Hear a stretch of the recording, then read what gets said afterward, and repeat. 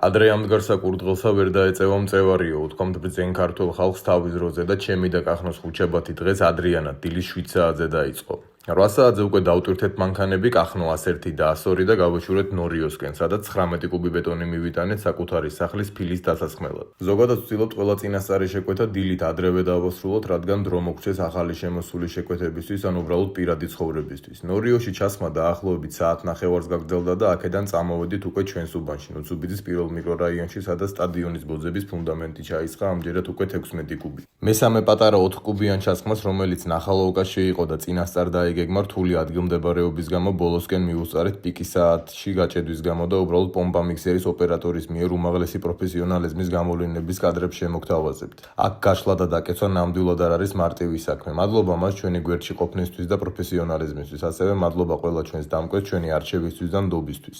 ბეტონის მიწოდება პომპის და პომპა მიქსერის მომსახურება თბილისსა და მის შემოგარენში. მოგწერეთ აქ ან დაგვიკავშირდით ტელეფონის ნომერზე 579 105 551.